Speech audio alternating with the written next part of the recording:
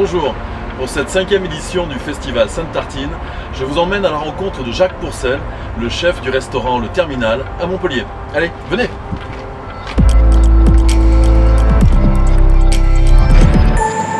Bonjour Jacques. Bonjour. Merci de nous accueillir ici au Terminal. Ravi d'être avec vous. C'est un grand plaisir. On va cuisiner, hein. On va essayer, oui. Est-ce que vous pouvez nous parler de votre cuisine? Est-ce que vous avez une signature en particulier ici? Bon, nous, c'est le Terminal, c'est un esprit bistronomie. Ouais. Où on reste sur notre lignée de cuisine méditerranéenne, avec des beaux produits, travaillés assez simplement, mais de façon quand même originale. Voilà, et puis toujours cet esprit de cuisine du Sud, de cuisine de chez nous, l'Occitanie. C'est important pour nous d'être en relation avec notre terroir. Exactement, ouais, très bien. Et aujourd'hui, donc, qu'est-ce que vous allez nous préparer? Donc aujourd'hui, on va faire une tartine. Ouais. Tartine, pour moi, ça évoque beaucoup de choses. Donc ça évoque surtout notre milieu de la gastronomie, mais d'une autre façon, voilà, de travailler par un grand chef. Donc on va travailler sur une tartine qui va être plutôt dans l'esprit terre-mer. D'accord. Donc avec les produits principaux qui seront du jambon blanc, du thon. Très bien. Du thon en boîte. Voilà, c'est plus facile comme ça pour la maison, puis on peut le faire toute l'année. Et puis des légumes de saison ou de région. Voilà. Je vous laisse travailler. Voilà, donc la première étape de cette recette, c'est qu'on va prendre le pain de mie. Je vais légèrement le parer. Je le coupe en dés. Voilà. Je vais le mettre dans un petit cul de poule. Et je vais juste le recouvrir de lait, avec une tasse de lait. Donc, ce qui va permettre au pain de s'imbiber. La deuxième étape, c'est la base de notre galette. Donc c'est un pain traditionnel. Donc je choisis ce pain parce qu'il a une superficie assez large qui me permet de faire de belles tartines.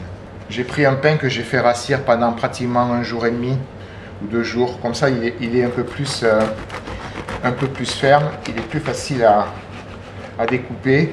Voilà, je coupe des tranches à peu près 1 cm. Donc là, je vais préparer ma crème de thon et de jambon. Donc je vais mélanger tous les ingrédients dans un bol mixeur. Donc le thon, une boîte de thon. Donc je vais couper un morceau que je vais mettre dans le bol mixeur. Donc je vais égoutter bien évidemment pour enlever toute la partie liquide. Le jambon que j'ai coupé en dés. Donc la même quantité de jambon que de thon. Pareil, dans le mixeur. Et après j'ai un fromage frais, une faisselle. Donc je vais également en mettre à peu près la même quantité. Je vais légèrement saler, on rectifiera tout à l'heure. Sel, un peu de poivre, une cuillère d'huile d'olive. Et après, il y a notre pain que l'on a fait tremper, qu'on va légèrement presser. Ce pain va nous servir de liant, donc c'est important de le mettre. Je ne mets pas tout pour l'instant, je vais mixer et on verra en fonction avec l'épaisseur ce qu'on rajoute. Pour le donner un côté onctueux, je vais rajouter un petit peu de crème fraîche, 2 cuillères. On a un appareil qui est assez consistant qui va nous servir de base tout à l'heure pour la tartine. On va commencer par les artichauts.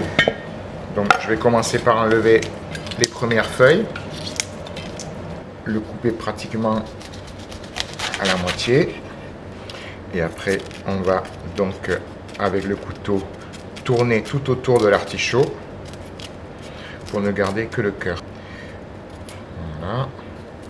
Alors les petites tomates, je vais même pas les éplucher parce qu'elles sont très tendres, donc je vais juste les tailler en 4.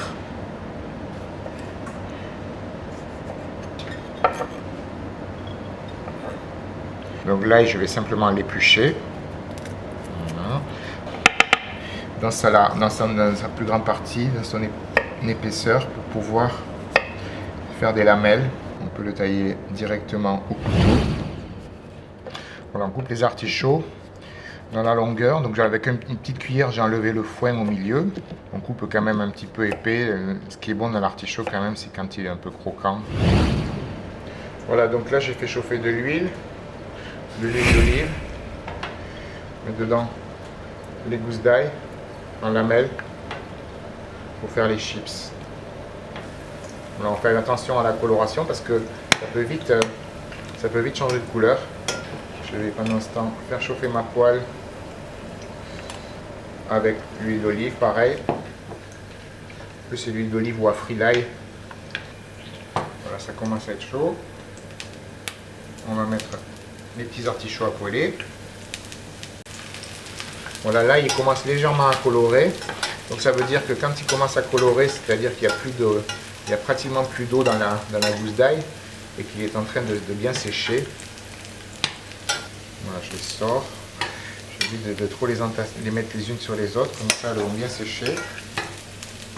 Voilà, les artichauts ils commencent à cuire. Je vais légèrement les saler.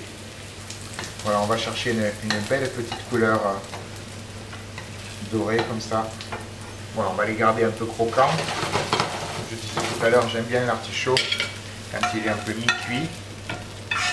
Donc j'ai fait griller le pain de chaque côté, qu'il soit encore un petit peu mou quand même. Il ne faut pas que le pain soit sec. Donc nous avons notre pâte à tartiner assez épaisse, mais que je vais centrer au milieu de la tartine quand même.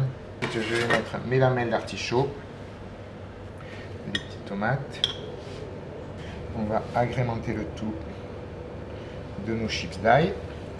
Moi je rajoute toujours un petit trait de citron sur mes tartines. J'aime bien quand le pain il est un peu imbibé de jus de citron. On retrouve cette acidité. Quelques petites feuilles de basilic. Alors les basilic on va prendre vraiment les toutes petites feuilles juste pour amener ce côté un peu coloré aussi. Et un petit peu d'huile d'olive.